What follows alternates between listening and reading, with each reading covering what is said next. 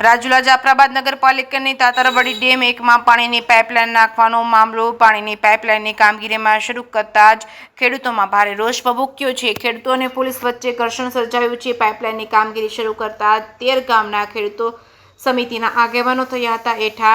આ સાથે એએસપી તેમજ પીઆઈ તેમજ પીએસઆઈ સહિતના મોટી સંખ્યામાં પોલીસનો પૂરતો બંદોબસ્ત ગોઠવાયો હતો। આવતીકાલે મોટી સંખ્યામાં ખેડૂતો એઠા થઈને વિરોધ નોંધાવશે।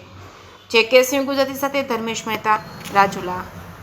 અમે ધાતરવડી એક ડેમમાં જે પાઇપલાઇન નખાય છે એમના સદંતર વિરોધ કરીએ છીએ અને આજે અમે આ વાડીએ બધા ખેડૂતોને બધા ગામના આગેવાનોને 5-5ને બોલાવેલા અને પોલીસવાળાએ અમારી ઉપર જોર હુકમ અમારા સંવિધાનનો ભંગ થાય એવું કાર્યવાહી કરેલ એનો અમે સખત શબ્દોમાં નિંદા કરીએ છીએ અને અમારા હક અને અધિકારની લડાઈમાં આવતીકાલે 13 ગામમાંથી સ્વયંભૂ બધા માણસો નીકળી અને રોડ ઉપર આવશે અને જે કાંઈ થાય એની જવાબદારી તંત્રની રહે।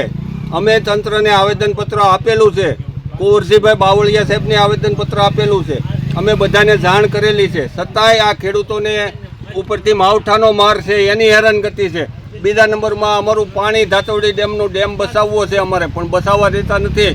આ લોકો લૂંટફાટ કરીને અમારું પાણી લઈ જવા માંગે છે। હાલમાં 2 પાઇપલાઇન ચાલુ છે, 2 પાઇપલાઇન ચાલુ છે। સરકારમાંથી ગ્રાન્ટ આવે અને આ બધા ભાગ બટાઈ કરી અને ગ્રાન્ટ કેવી રીતે ખાતામાં ખિસ્સામાં આવી જાય એના માટેના પ્રયત્નો છે। બાકી રાજુલાનું પાણી ક્યારેય બંધ નથી અને અમારી ખેડૂતોની માંગ છે કે ડેમ ઊંચો લે, પાઇપલાઇન જે સાઈઝની છે એ જ સાઈઝની ફરીવાર આવે।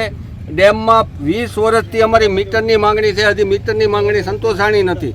ઉપરથી ખેડૂતોને દબાવવામાં આવે છે અને બહાર નીકળે તો બે બાજુ પોલીસને મૂકી અને પાછા વાળવામાં આવે છે। આતંકવાદી જેવો અમારી અરે વ્યવહાર કરવામાં આવે છે। સરકારશ્રીને અમારી વિનંતી છે કે તમે સરકારના પ્રતિનિધિને મોકલો, અમે વાત કરવા તૈયાર છીએ, પણ અમને દબાવવાનું રહેવા જો તમે। જય હિન્દ, જય ભારત।